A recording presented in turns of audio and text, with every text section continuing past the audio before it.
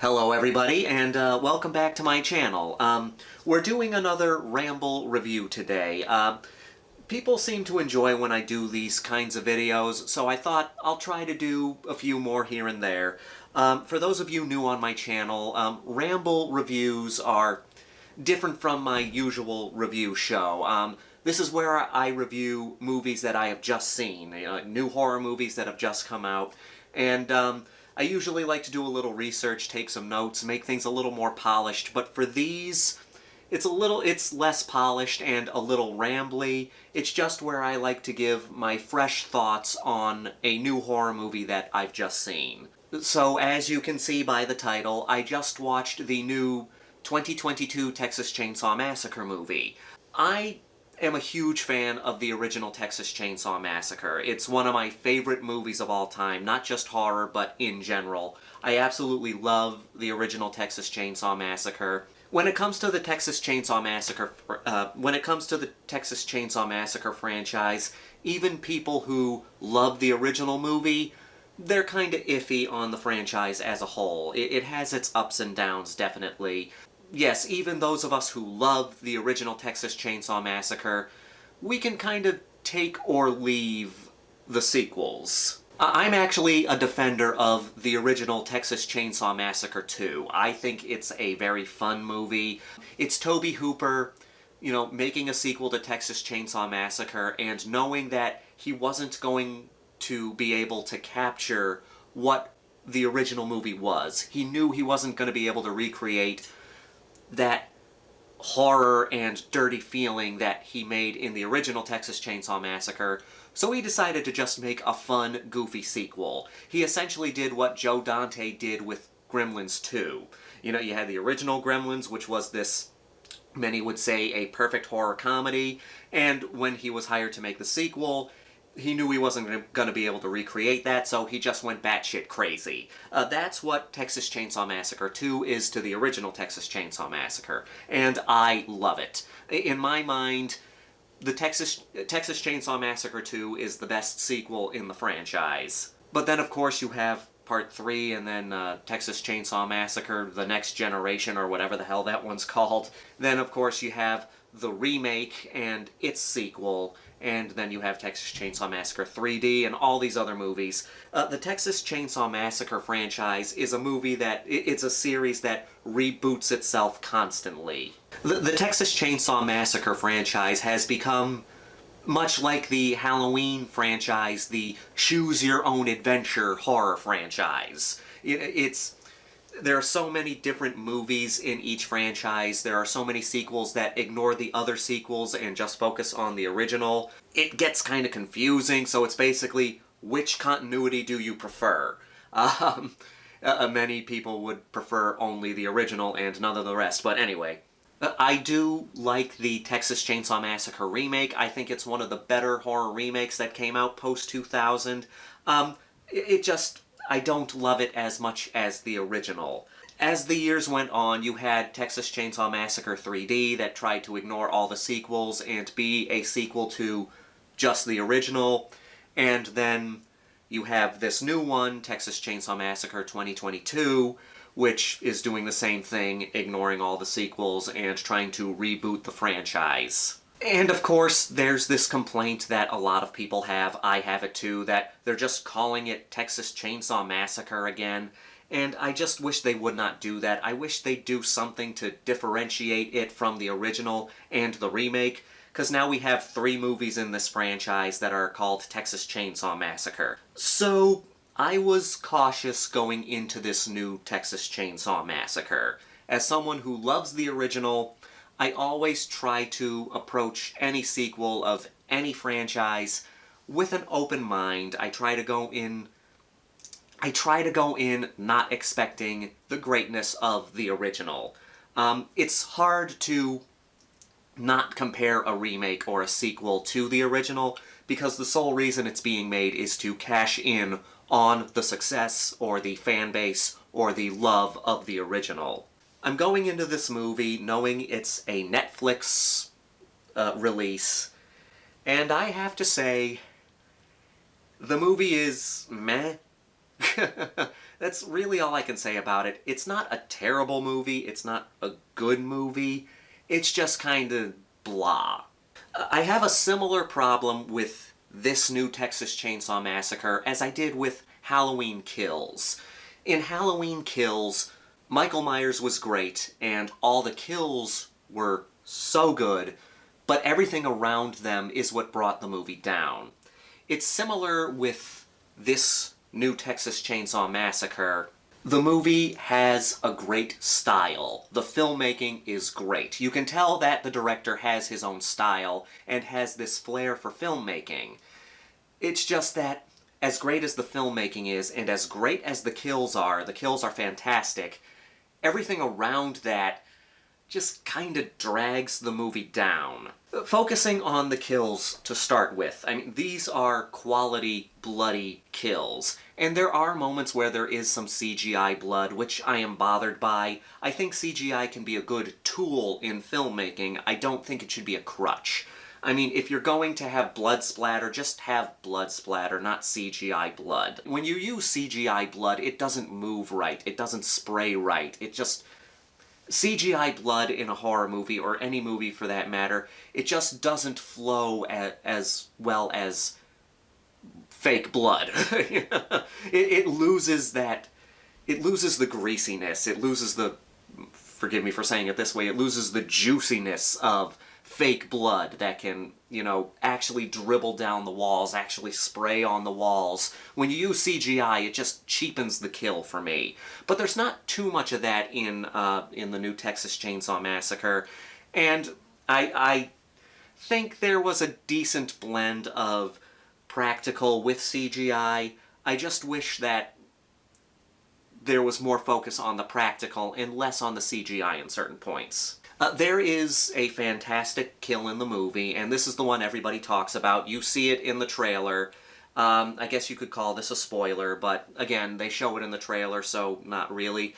There's a scene on a bus where Leatherface gets on the bus and starts just murdering people left and right. It is the best part of the movie. As much as great as this scene is, because you know that this was the scene they were, you know, pushing the movie forward on. They knew that this was going to be the big moment of the movie. I wish they focused less on that and more on the characters and the story. As great as this scene is, it is the most memorable scene in the movie, but they focus... because the characters don't work, and because the story doesn't really work, all the rest of the kills are so much less impactful because I don't really care. Let me get into this, okay? Let's start with the story, and then I'll get more into that whole thing. The basic story is, it takes place in modern day, and you have this group of influencers who have bought this Texas ghost town, and they're basically trying to make it sort of a Gen X utopia, maybe. They're trying to bring this town back to life. They're trying to make restaurants there. They're trying to make this into, like, a hot spot for the hip generation to try and, you know, just bring this ghost town back to life. They're popular influencers who made a shit ton of money. They bought a ghost town, and they are trying to bring this town back to life. So anyway, they moved there. There's this whole thing with a woman who owns an orphanage, or she owned an orphanage when this town was still running, and Leatherface lives in the orphanage, and essentially this woman has been taking care of Leatherface. One thing leads to another. The influencers say they own the building, she needs to get out. She doesn't want to get out, it's her home. They end up calling the cops on her, having her taken out, which results in her dying. And her dying is what makes Leatherface enraged again. He starts killing people left and right. I am of the mindset that you can't really do a Texas Chainsaw Massacre movie in modern times. The Texas Chainsaw Massacre took place... The original Texas Chainsaw Massacre was made in 1974, takes place in the 70s, and it just works for that time period. The Texas Chainsaw Massacre story just works for the 70s. And I don't think a Texas Chainsaw Massacre movie really fits in modern times. I mean, the way they were able to get this movie to work was to have it take place in this abandoned ghost town out in the middle of nowhere. And yes, that can work if you want to tell Texas Chainsaw Massacre in modern times, but if you're going to do that, just do another remake. Don't make it the same Leatherface that existed back in the 1970s, because he's like 80 some odd years old now. It's like, how are we supposed to believe that this elderly, mentally challenged guy is able to stay so fit and be so effective so many years later? I mean, a Texas Chainsaw Massacre movie, I think the only way you can do a Texas Chainsaw Massacre movie and have it be a true sequel to the original is have it take place in the 70s, or at least the 80s. But that's not a big deal as long as they can make an entertaining story, as long as they can make me care about what's happening in the movie.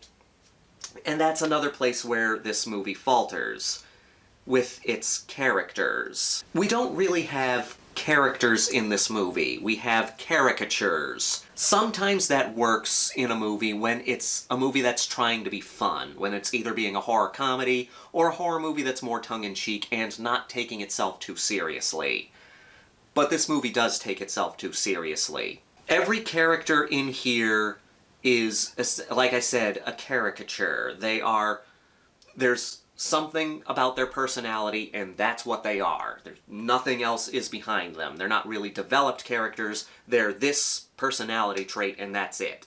For example, you have characters in this movie that are left-leaning, so they are die-hard SJW, left-leaning, you know, only left is the way to go and nothing else kind of characters. You have a character who's more right-leaning, so of course he's a gun-toting, don't mess with Texas gun nut kind of guy.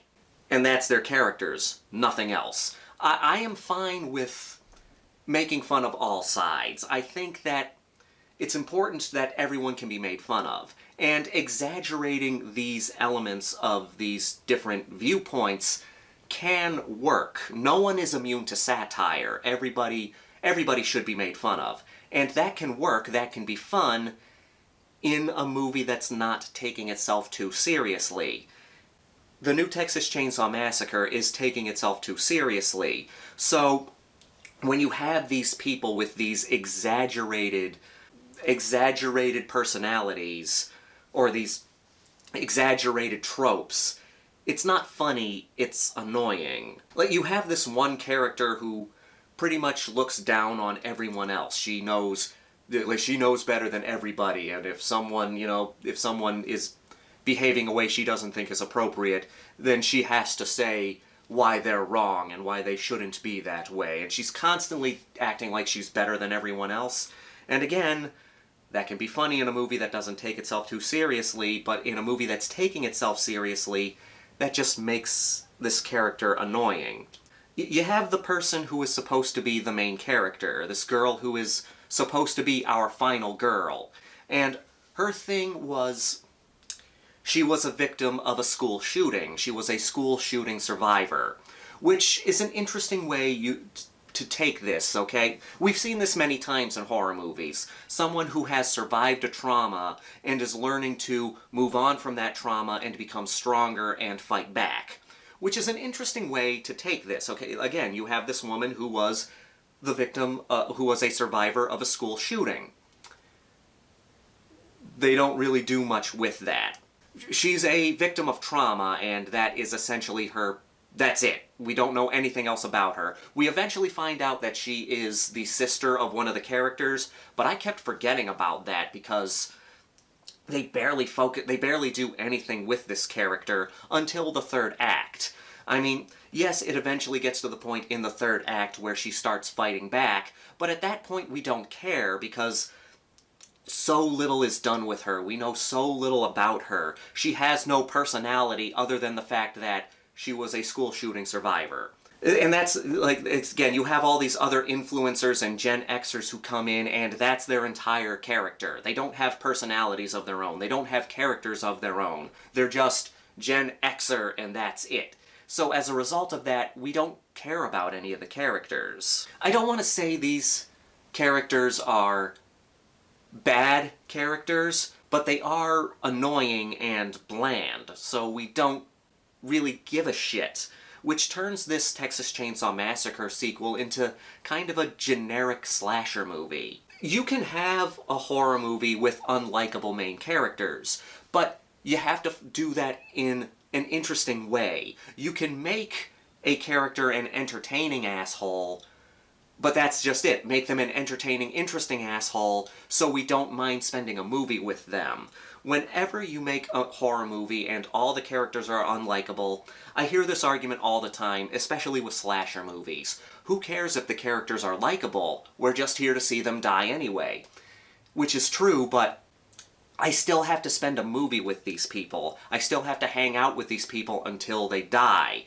And when I don't care about the characters, one, there's no tension when they finally get killed, and two, I'm not feeling anything throughout the movie except annoyance. I'm just waiting for this character to die, and that's no fun. There's no tension in just wanting characters to die. When it comes to horror movies, yes, story is important, tension is important, the scares are important. But I think what's just as important, or if not more important than all of these, is having likable characters in your horror movie that you care about. Because that's really where the scares come from. It's not that the scary things are happening in the horror movie, it's that the scary things are happening to these people that we care about. And when you care about the characters, that's what creates tension. It's okay in a slasher movie to have one or two unlikable characters that you just want to see die, but when every character is like that, it just makes the movie a slog.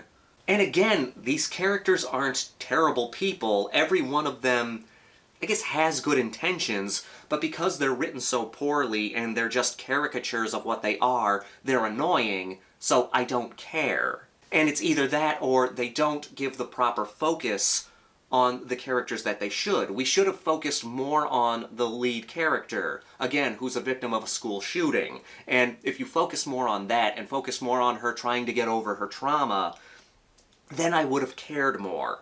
So then you have this big bloodbath bus scene in the middle of the movie, and it's great. But if they because here's the thing, this movie, it's not that long. I mean, if you take out the opening and the ending credits, it doesn't even make 80 minutes. But it feels so much longer because I don't care what's going on. You look at the original Texas Chainsaw Massacre, the original is 80 minutes. Again, including ending and opening credits.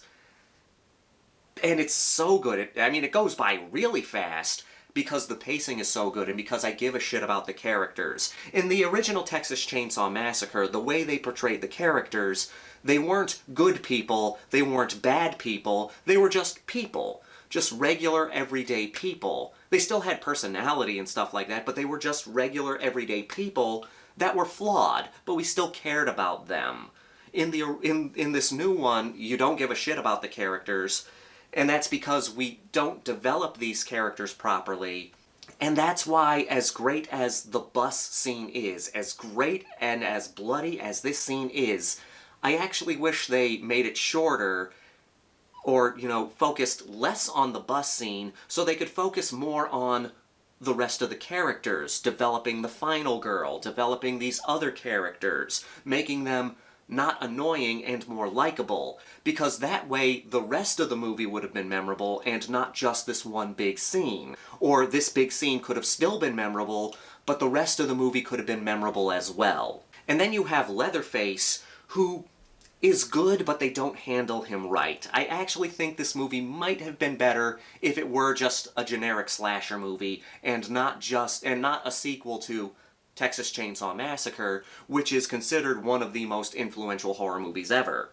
Because what made Leatherface work in the original Texas Chainsaw Massacre is just, he was this mentally challenged guy. He was mentally a child, but he had this ferocity to them. He could just throw these people around, he could grab a chainsaw and chase after somebody. He felt real and grounded in a way. It's like, if you were going to run into a chainsaw-wielding maniac, this is what he would look like.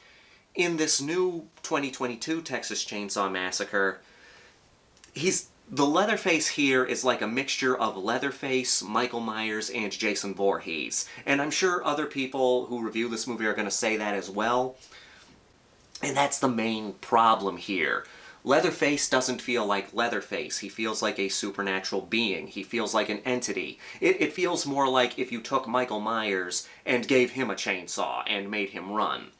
That's what it feels like to me, and that doesn't work for Leatherface, to me at least. It gets to the point, and this is slight spoilers for the ending, but he takes multiple gunshots, he get multiple chainsaws and other various things to his body. He goes through so much torment, and then they do a sequel bait at the end, and it's like, yeah, this isn't Leatherface, this is Michael Myers or Jason Voorhees, which is fine if you are looking for another Jason Voorhees movie or Michael Myers movie, but not for a Leatherface movie.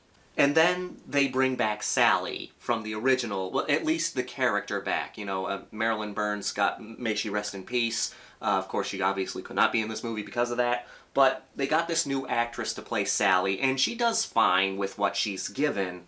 But, and again, I know everybody's already mentioned this, it's clearly just a ripoff of Laurie Strode from Halloween 2018.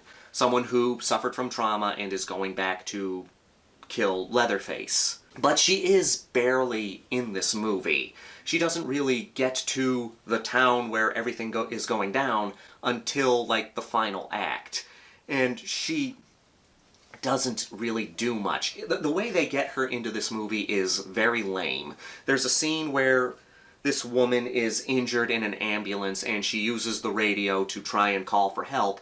And this guy at a gas station basically has a radio at the gas station and hears her calling for help. And hears that it's someone wearing somebody else's face, so he puts two and two together, it must be Leatherface. And instead of contacting the cops, he contacts Sally. Why? Like, there's really no reason, and it doesn't sound like, it sounds like he knows of Sally, but he doesn't really know Sally. So it makes no sense why this guy would call her instead of the police to go over to the town and take care of this. Admittedly, okay, yes, they make it very clear that this place is out in the middle of nowhere, like a 3, 4, maybe even 6 hour drive from the nearest town. But still, I mean, okay, you have a knife-wielding maniac around. Who are you going to call? An elderly woman or the police? So the way they get her into this movie is stupid, and when she finally gets there, she doesn't do much. This is a spoiler, and I'm going to spoil this, and I apologize, but she's essentially what Dick Halloran was in the Shining. That's how useful she is in this situation. There's a scene, and yes, this is a spoiler, but I have to mention this because this basically shows you what kind of movie you're getting into. She has a shotgun. She sees Leatherface, and she's been hunting him down for years, wanting to kill him. Has him dead to rights, has the shotgun in her hands pointed at Leatherface. Again, dead to rights. And she starts asking, "Do you remember me?" Which Leatherface, of course, doesn't say anything. He's like, "Do you remember me?" And then Leatherface walks past her and she says, "You don't remember me." And I'm like, who cares? You've been wanting to kill this guy for years. You have him dead to rights with the shotgun. Who cares if he remembers you or not? You know that he's a mentally challenged guy. You had dinner with them in the infamous dinner scene in the Texas Chainsaw Massacre. You pretty much know that this guy is not right in the head. Who cares if he remembers you? Just shoot him. That's the kind of shit you deal with in this new Texas Chainsaw Massacre. Lazy writing, things that are done for plot convenience, characters that could have been better developed, but they just didn't develop them well enough. I was very disappointed in this one just because, just like with Halloween Kills, I saw the potential here for a decent Texas Chainsaw Massacre sequel, or at the very least, a decent slasher movie, but they just needed to tighten things up a little more, and that could have made it, I won't say great, but it would have made it pretty good. But instead, we have a Leatherface that doesn't fit in the Texas Chainsaw Massacre world. We have annoying characters that we don't really give a shit about. I don't want to say we hate them, but we don't care. We have some fantastic kills that are not as impactful as they could be because we don't care about the characters that are being killed. As much as I complain about this movie, I don't really want to steer people away from it. If you have a Netflix account, I guess it's worth checking out. You might like it more than I do. I mean, I can see if you are able to get past all my issues with it, if you are one of those people that doesn't care about likable characters in your slasher movies, you just want to see people die, you'll probably have a good time with this one. And if you go into it not thinking of it as a Texas Chainsaw Massacre sequel, but just a generic slasher movie, and you just want to put something on where you can see the body count go up, I guess it's worth checking out. I mean, it's on Netflix. If you have a Netflix account, I say if you're a horror fan and you're curious about it, there's no real reason to not check it out. I just personally have problems with it. I think people will have those same problems, but I'm sure there are people out there who will find some enjoyment in this one. So, yeah, those are my thoughts on the new Texas Chainsaw Massacre. I hope this video wasn't too rambly, or maybe if you like that, I hope it was as rambly as you wanted it to be, because people seem to like it when I ramble and go off on little tangents here. Let me know if you would like me to do some more Ramble reviews of more recent horror movies. I am, of course, going to get back to the regular reviews, and I do hope to do another horror talk soon. But on that note, I hope you're all having a good day, week, or whatever. Leave a comment down below. Let me know if you're a Texas Chainsaw Massacre fan. Let me know if you're a fan of the franchise, and if you have seen the new Texas Chainsaw Massacre, let me know what you think. Let me know if you agree with me. Let me know if you disagree with me. I'm kind of curious of what people are going to think of this one. But on that note, as always, I want to thank everyone for continuing to watch and support this channel. Thank you all for watching, commenting, all of that. I really do appreciate it. Just thank you for the continued support. And with that, until next time, this is the Maniac here to remind you that the Grindhouse will never die.